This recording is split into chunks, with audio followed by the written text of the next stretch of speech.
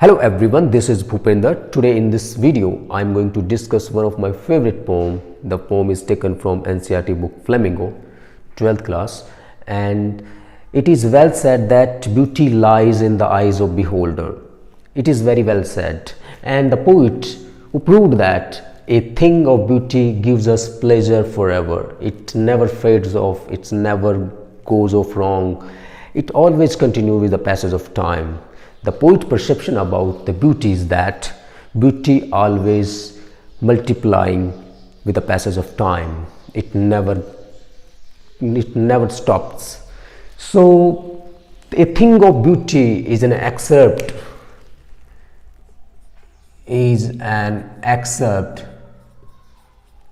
of Endymion.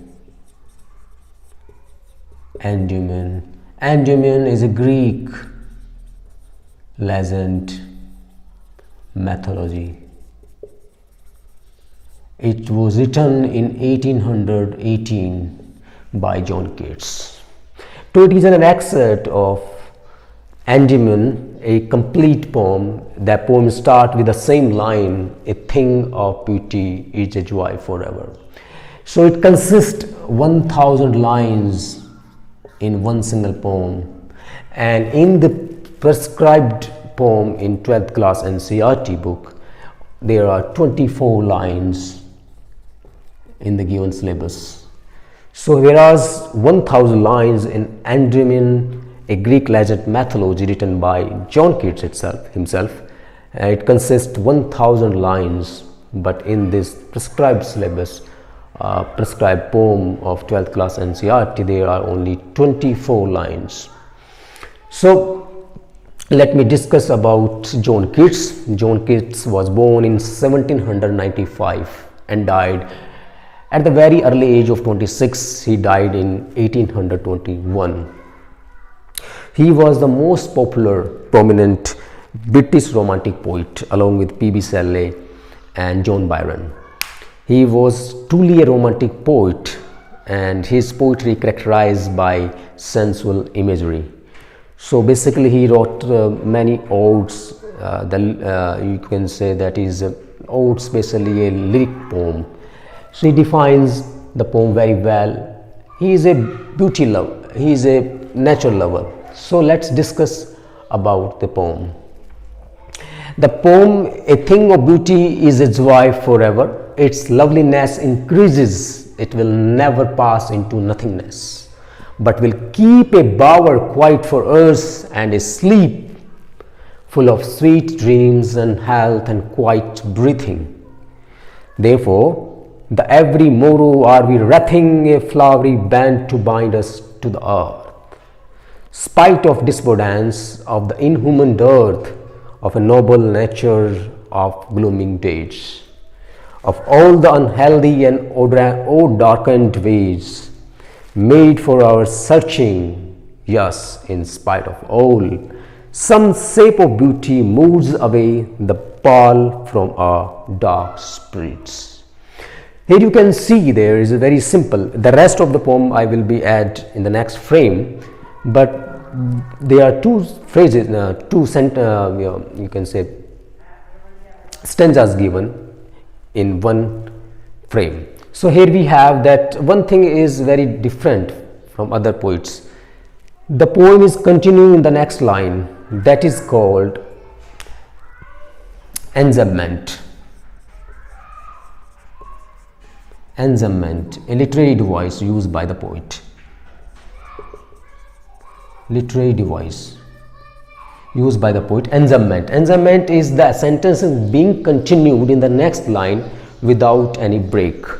बिना break किए हुए सेंटेंस में नेक्स्ट लाइन में भी ये सेंटेंस जो है कंटिन्यू रहता है, that is called enjambment, because there is in the end there is no any kind of punctuation mark, because कहीं पे भी आपने punctuation mark, full stop, exclamation mark, question mark, there is no given in the end of the sentence. So the first sentence will be continued the next line. So here is no punctuation mark in the end of every sentence. Why the poet do this? Because he wanted to make a rhyme scheme, and that's why he didn't end the sentence in one line. He continued the sentence in the next line too. So this is why they make the rhyme scheme. If you see the forever, never, keep and sleep and breathing, they make the rhyme scheme. Here we have the rhyme scheme A, B, B and C. The rhyme scheme, right? Let's discuss about the first stanza of the poem. A thing of beauty is its wife forever. The poet described that beauty stays forever. It never fades off with the passage of time. It always continues. It always gives us pleasure. Beauty always gives us pleasure, comfort, relief, right?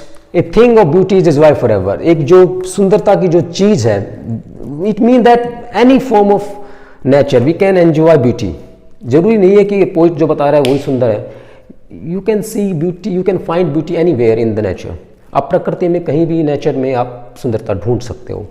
तो कहते हैं thing of beauty, whatever you feel comfortable with any object of nature that gives you joy, then joy will be forever, it long lasting joy. Its loveliness increases, उसकी जो सुंदरता है, whatever you see beauty in any form of nature, it always increases with the passage of time. It never stop decrease, it never also decreasing with the passage of time. It's always increasing with the passage of time. When the time moves, the beauty is also increases, beautifies. It will never pass into nothingness. Pass into nothingness with the thing which has no value. Thing which has no value. It means that ends up. It means that it will never ends up with nothingness. ऐसा नहीं होगा जो चीज़ में आपने सुंदरता देखी है और कुछ समय बाद वो ख़त्म हो जाएगी सुंदरता, ऐसा नहीं होगा. बट इसके विपरीत अपोजिटली इसके क्या होगा, ये जो सुंदरता है प्रकृति की वो बढ़ती चली जाएगी, वो कभी भी एंड नहीं होगी. ऐसा नहीं होगा लास्ट में जाकर वो कुछ ऐसे नथिंगनेस में चली जाएगी, यानी कि वो बिल्कुल शून्य हो जाएगी, तो शून्य नहीं होगी, बट विल कीप, लेकिन वो बढ़ती रहेगी सेम पेस से. जो ब्यूटी है, उस जो प्रकृति की जो सुंदरता है वो बढ़ती रहेगी. ए बावर क्वाइट फर्स and sleep full of sweet dreams and healthy health and quite breathing. So the poet talks about, the poet gives us example what the beautiful things in the eyes of poet. Poet के अनुसार जो दृष्टि से जो सुंदर चीज है वो एग्जाम्पल देता है बोअर का. Bower is a shady place under a tree. Bower होता है shady place under a tree. So poet यहां पर एक बोअर का यूज करते, क्या यूज कर रहा है, मेटाफर यूज कर रहा है. मेटाफर यूज कर रहा है. Metaphor is use in direct comparison between two things. The poet is make a comparison between a beautiful things with a bower. तो बावर से वो कंपेयर कर रहा है कि ब्यूटी कैसी होती है. He give an example. तो a bower quite for us, bower give us calmness. Bower हमें कामनेस देती है. When we sit under a tree, under the side of a tree, we feel comfortable, we feel relaxed, we feel peace. हम placid, we feel placid, शांत होते हैं. And a sleep, जब हम उसके नीचे सोते हैं, full of sweet dream, तो हमें अच्छे सपने आते हैं. तो हमें जब हम उसके पेट के नीचे सोते हैं, उस बॉल के नीचे सोते हैं, तो हमारे सपने हैं वो, हमारी जो नींद है वो सपनों से भरी होती है. मतलब हम अच्छे अच्छे सपने देखते हैं. And the health, we feel very healthy when we sleep under a tree. And a quiet breathing, and our life become a comfortable life. Quiet breathing, it means that life will be comfortable. Life will be comfortable. So when we live under a tree, it means the poet gave an example with a metaphor being bower. So compare किया गया है एक thing को bower के साथ, कि जब हम आप बावर के नीचे, एक पेड़ के झुंड के नीचे, जो उसके नीचे छाया होती है, उसके जब सोते हैं तो हमें बड़ी शांति मिलती है. हम सोते हैं उसके नीचे, और जब हम सोते हैं तो हमें अच्छे अच्छे सपने आते हैं, और हमारी हेल्थ भी अच्छी होती है, और हमारी लाइफ कंफर्टेबल हो जाती है. तो यहाँ पर पोइट जो यूज़ करना चाहता है ये बताया जाता है कि थिंग ऑफ ब्यूटी कैसी हो सकती है। पोइट के नज़र में एक बॉवर को एक ब्यूटीफुल थिंग की तरह कंपेयर किया गया है। Let's see the literary device use in the poem. तो first we see the rhyme scheme given in the end of each words. So poet को इनको राइम स्कीम बनाने के लिए तो इसने एंजमेंट का यूज किया गया है, बिकॉज ये सेम अगर लाइन में यहाँ एंड होता तो कोई राइम स्कीम बनती नहीं। तो इसको राइम स्कीम बनाने के लिए पोइट ने इस स्टेंजा को यहाँ फिनिश नहीं किया, इस लाइन को नेक्स्ट कंटिन्यू किया है। Now see, here is a alliteration used in the poem, that is a sleep s sound, that is conjunctive words and consonant sound in each consecutive lines. So s sound को represent किया गया है इस sleep के साथ, और यहाँ पर स्वीट को भी यहाँ पर देखोगे तो ये भी alliteration का यूज किया गया है, alliteration का यूज किया गया, राइट। एंड बावर का यूज मैंने बताया मेटाफर के रूप में यूज किया गया है। So the thing is, I think you get it what I am talking about. So thing of beauty, now move to the next stanza. Therefore, for every morrow are we wreathing a flowery band to bind us to the earth. Therefore, a poet आगे बताना चाहता है कि for every morrow, morrow का मतलब है the following, the next day, the next day, the next day, the following day। अगले दिन हम अपने आप को क्या करते हैं, are we wreathing a flowery band। The poet gave an example of a flowery band. It is a flowery band imagery use की गई है, used by the poet, that he is sensory imagery used by a poet, and he discussed that we are always encircling ourselves to connect with the beautiful things of nature available। जो भी प्रकृति में जो available beautiful things हैं, हम अपने आप को उससे जोड़ने की कोशिश करते हैं, बाइंड करने की कोशिश करते हैं अपने आप को इस अर्थ से जुड़ी हुई जितने भी ब्यूटीफुल चीजें हैं। Flowery band is mean that poet give an example of flower, when we encircle the flower, beautiful flower, it mean that it connect to each other, it give pleasure to the viewers. जितने भी देखने वाले होते हैं, flower को देखने वाले होते हैं, तो एक बैंड सा बनाया गया है, एक फ्लोरी बैंड। यहाँ पर एक इमेजरी के रूप में बताया गया है कि जितने भी खूबसूरत चीजें हैं इस धरती पर, वो इंसानों को बांधने की कोशिश करती है। एवरी मोरो, हर दिन हम अपने आप को जोड़ते हैं, किससे जोड़ते हैं, जो प्रकृति की जो खूबसूरत चीजें हैं, जो हम उससे जुड़ने की कोशिश करते हैं। Spite of despondence of the inhuman earth, इनके बावजूद भी, स्पाइट का मतलब है जो बुरे लोग, इल जो सेइंग होती है, इल सेइंग जो होती है, और डिसबोडेंस जो निराश करने वाली, जो लोग हमारे बारे में बुरा भला कहते हैं, जिससे हम बड़े दुखी हो जाते हैं, डिप्रेस हो जाते हैं।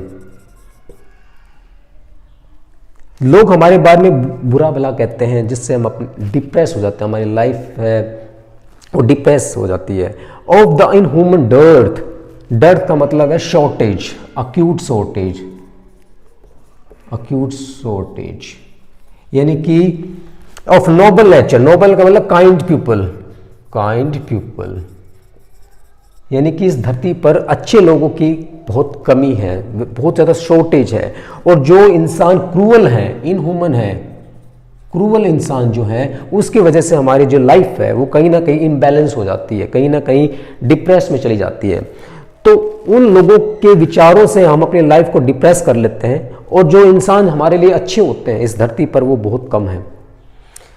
नोबल मैन इस धरती पर वेरी शॉर्ट है, काफ़ी इनकी जो शॉर्टेज है काफ़ी एक्यूट है। Of the gloomy days of all the unhealthy and over darkened ways, हमारे बुरे दिनों में, ग्लूमी का मतलब सैड डेज में, बुरे दिनों में, of all the unhealthy and over darkened ways, we always try to pursue our own goals. We didn't care about it wrong or right, because we always go on the wrong path, evil path पर हम जाते हैं। अब अपने उद्देश्य को, अपने dreams को पूरा करने के लिए हम हमेशा अनहेल्दी और इविल पाथ को यूज करते हैं। Unhealthy is use for the people who pursuing the target in A wrong way, in wrong method. जो लोग गलत तरीके से, गलत रास्ते पर चलकर अपने सपनों को पूरा करने की कोशिश करते हैं, made for our searching, yes, वो अपने सर्चिंग के लिए, हम अपनी सर्चिंग करने के लिए, हम अपने उद्देश्य को पूरा करने के लिए, हम अपने कंफर्टेबल लाइफ को जीने के लिए हम गलत रास्ते पर चले जाते हैं जो अनहेल्दी है, जो ओवर डार्क एंड वेज है। Yes, in spite of all some shades of beauty moves away the pall from a dark spirit. कहते हैं इन सब के बावजूद भी the poet try to give us a beautiful way in which we can avoid these circumstances which is created by on humans. So यहाँ पर ये देखेंगे जो इंसानों ने अपने रास्तों के लिए, अपने खुद के एक फायदे के लिए इन रास्तों का यूज किया है, लेकिन इनके बावजूद भी some shape of beauty moves away in the pale, लेकिन कुछ ऐसी खूबसूरती इस धरती पर जो हमारे अंधकार भरी आत्माओं से पर्दा हटाने का काम करती है। पाल का मतलब है श्राउड, श्राउड या टेकन ऑफ फ्रॉम समथिंग, तो किसी चीज़ से हटाना। पाल का मतलब है यहाँ पर कोई भी, श्राउड का मतलब कफन या कोई ऐसे पर्दा जो कह सकते हैं। तो कुछ चीज़ें हैं प्रकृति में, और प्रकृति हमें उन चीज़ों से, उन डार्क स्पिरिट से, हमें उन बुरे रास्तों से हटाने की कोशिश करती है। Some shape of beauty moves away the pall. The beauty of nature tries to give us some relaxation, try to give us some soothness, try to give us some you can say confidence in which we can struggle to fight with the evils and evils peoples. तो ऐसे लोगों से हम बचने के लिए जो nature है वो हमें रास्ता दिखाती है। अल्टीमेट जो source of happiness is in the thing of beauty, is in the nature. Now see the literary devices used in the poem. Here we can see that therefore for every morrow are we wrathing. Are we wrathing is a wrong structure. We generally use subject first before the helping verb, but poet can freely use the formation of any sentence according to him. So are we wrathing, because होना चाहिए था we are wrathing, होना चाहिए था we are wrathing, but here is an inversion used by the poet. Inversion, where the inversion used when the poet uses the structure accordingly to him. So the poet अपने अनुसार sentence structure change कर लेता है, that is called inversion, right? A flowery band to bind, a flowery band to bind. A flowery band, it is imagery, and wreathing a flower, it is a metaphor. It is a metaphor. Wreathing जैसे किसी को मतलब wreath करना होता है, जैसे फूलों की माला को wreath करना होता है, तो ऐसे wreathing को यहाँ पर एक ऐसे metaphor का यूज किया गया है। A flowery band, here we use the band or band, that is a alliteration used by the poet. B sound is band and B sound is bind, band and bind, used to the earth, spite of all despotence of the inhuman dearth of noble nature. Here is the alliteration used again in the line, N sound, consonant sound, conjunctive words, conjunctive lines में N sound is repeated किया गया है, तो noble and nature, that is also alliteration used. And the gloomy days of all the unhealthy and over darkened ways made for our searching years, in spite of all some shape of beauty moves away the pall. Pall is also a metaphor. जैसे पर्दे हटाने से जो use किया गया जैसे shroud के रूप में यहाँ पर, तो ये हमारे अंधकार भरी आत्माओं से पर्दा हटा देता है, तो यहाँ पर एक मेटाफर का यूज किया गया है, right. So this is all about, and we talk about the rhyme scheme in the second stanza. wrathing, earth and dearth, A, B, B, right? If I am wrong, tell me this. Wrathing, earth, dearth, evil, days and ways, B, I think maybe the wrong something, yes, A, B, B and C, metaphor. So may be that line include in this, because ये जो line है वो हो सकता है इसमें include की गई हो, लेकिन सभी में राइम्स ऑफ स्कीम रहेगी A B B and C, A B B and C, right. Earth and earth, days and ways, or maybe there is no rhyme scheme in the end of the last sentence. Spirit, there is no rhyme scheme. So C.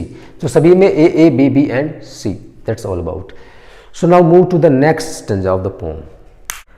Now we will continue the next stanza of the poem. Here it is. From a dark spirit, such the sun, the moon, trees old and young, sprouting a shady boon. For the simple sip, and such are daffodils with the green with the green world they live in, and killer rills that for themselves a cooling covert make giants the hot season, the mid forest break, rich with the sprinkling of fair musk rose blooms, and such too is the grandeur of the dooms we have imagined for the mighty dead, all lovely tales that we have heard or read, an endless fountain of immortal drink pouring unto us from the heavens bring. So in this line, that first of all I'm talking about the word meaning, and this is all. Shady boon, it means the for blessing. Shady moon, boon is mean for blessing, right. Daffodil is a type of flower, and rills is a stream, water stream, right. Covert, cooling covert, covert means secret, and that is against का मतलब है against the hot season, या उसके विपरीत कह सकते हो, gents का मतलब. Mid forest break का मतलब है mass of ferns, right. Blooms का मतलब खिलना होता है. Musk rose, wild rose. Grandeur का मतलब है मैग्निफिसेंस, शानदार. डूम्स का मतलब है डिस्ट्रक्शन, तबाही. And that we heard red, immortal, अनंत, जो that can not be dead, जो मरता नहीं है, एनश्वर, है ना. Drink, pouring from the heavens, brink का मतलब एज या door. So now see, the poet use the same technique use in the pome,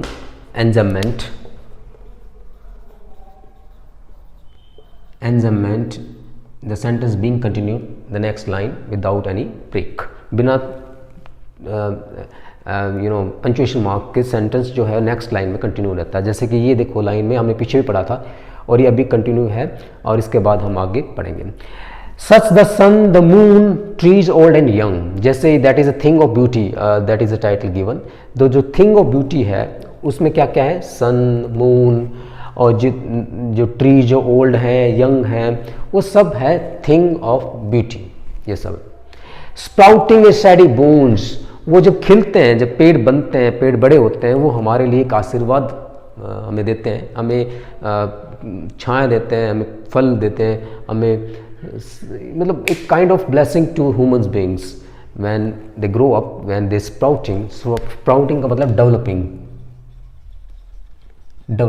जब वो बड़े होते हैं तो वो हमारे लिए एक आशीर्वाद होते हैं कि हमें वो छाया देते हैं. For a simple sheep is use as a symbol here. Simple sheep का मतलब नोबल पीपल या कॉमन पीपल, कॉमन ह्यूमन, जो आम इंसान के लिए ये जो थिंग ऑफ ब्यूटी है, सन है, मून है, ट्रीज हैं, ये हमें आशीर्वाद देती हैं, हमें कंफर्टेबल लाइफ देती है. एंड सच आर डैफोडिल्स, जैसे कि डैफोडिल्स की बात की गई है, that is imagery of use by the poet. So daffodils जो फ्लोर है, जो ग्रीन वर्ल्ड, जो उसके आसपास का जो वर्ल्ड होता है वो बड़ा ग्रीन वर्ल्ड होता है, ग्रीनरी होती है.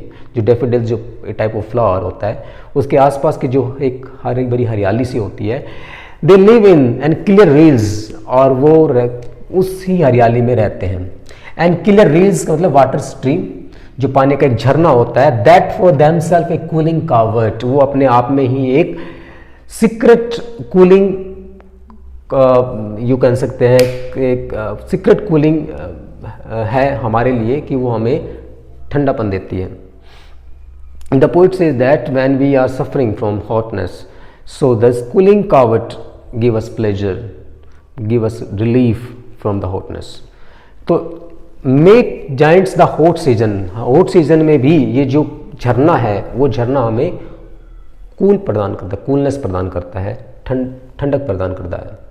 द मिड फॉरेस्ट ब्रेक, और जो ब्रेक है मास ऑफ फर्न्स, और उनके बीच में जो एक फर्न जो होती है, एक झाड़ी होती है या कह सकते हो, उसके बीच में rich with sprinkling of fair musk rose, उन झाड़ियों के बीच में वाइल्ड रोज खिलते हैं, मतलब फूल जो है वो अपने आप खिलने लगते हैं. ये एक kind of thing of beauty है. जितने भी चीज़ें मैंने बताई जैसे कि clear rills, sun, moon, trees and daffodils, rills, ये सब क्या है, थिंग ऑफ ब्यूटी है. तो ये रील्स भी अपने आप में क्या है, इमेजरी है, इमेजरी है, इमेजरी है. ठीक है. Rich with sprinkling of musk rose blooms and such too is the grandeur of dooms. यहाँ पर जो पोइट है वो हमें बताता है कि जिस प्रकार का जो डिस्ट्रक्शन है, जो महान डिस्ट्रक्शन हुआ है, वार का जो तबाही हुई है, वार हुआ है, उसको भी बड़ी महानता से दिखाता है. वो भी एक थिंग ऑफ ब्यूटी है, सुंदरता है. जो युद्ध है, जो डिस्ट्रक्शन है, जो तबाही है, वो भी यहाँ पर एक थिंग ऑफ ब्यूटी की तरह दिखाया गया है. We have imagine for the mighty dead, और हमें जो माइटी डैड, जो वीर जो लोग हैं, उसके जो मौत हुई है, जो वो मरे हैं, जो शहादत उनको मिली है. All lovely tales that we have heard और रीड, जो भी हमने मान कहानियाँ उनके बारे में पढ़ी है या सुनी है, वो भी एक beauty, A thing of beauty है. ये जो माइटी डैड है, ये माइटी डैड, और यहाँ पर हमारे पास जो है ओल्ड एंड यंग, ये एंटीथेसिस है. क्या ये एंटीथेसिस है? Antithesis against word use by the poet.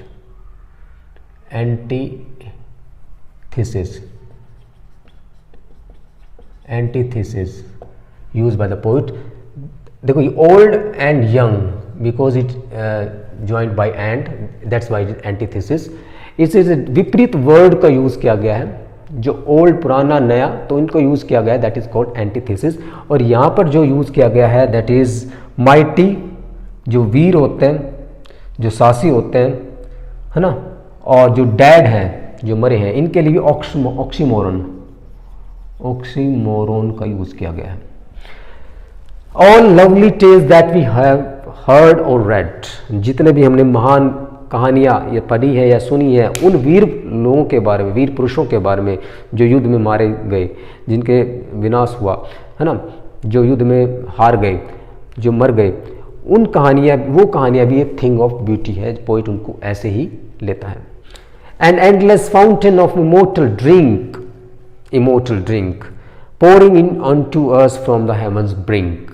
और जो एंडलेस फाउंटेन है, जो endless fountain, the imagery use की गई है पोइट ने हमारे माइंड में, इमेजरी, जो अनंत जो फाउंटेन है, जो झरना है, जो इमोर्टल, जो कह सकते हो it is kind of immortal drink, जो हमारा होता है जिसको पीकर आदमी अमर हो जाता है, तो वो अनंत बहता रहता है. जो भगवान का जो आशीर्वाद है वो लगातार निरंतर हमारे पर रहता है. सो इमोर्टल ड्रिंक का जो है, pouring onto us from the heaven's brink, जो भगवान का दरवाज़ा है, जो आकाश है, उससे हमेशा बरसता रहता है. ये झरना रूपी जो ड्रिंक है वो हमें मिलता रहता है, हम उसको पीकर अमर होते रहते हैं. तो अमर का जो एक द्रव्य है, ड्रिंक है, वो हमारे पर पोरिंग करता रहता है, बरसात के रूप में, झरने के रूप में, है ना. तो ये हमारे पे पोइट का ये थिंग ऑफ ब्यूटी है. ये जितने भी चीज़ हैं, जैसे immortal drink and that is kind of musk rose, है ना, cooling covert, daffodils, sun, moon और ट्रीज, ये क्या है, इमेजरी है. ये सब poet a thing of beauty है. राइट. सो हमने पढ़ा था कि जो टेल है एंडीमियन की जो टेल है, Endymion tales is a great shepherd king who fell in love with Selena. Selena is a goddess, son of goddess, so moon of goddess. Yes. So Endymion is a Greek legend, and in which the shepherd king who fall in love with Selena, a goddess, moon goddess. So he dreamt and wanted to meet her. So when he moved, he saw many beautiful things of nature in his journey.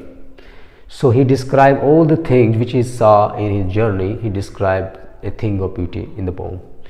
So I hope you understand all the things perfectly, and this is all about for this A Thing of Beauty by John Keats. Thank you so much for watching.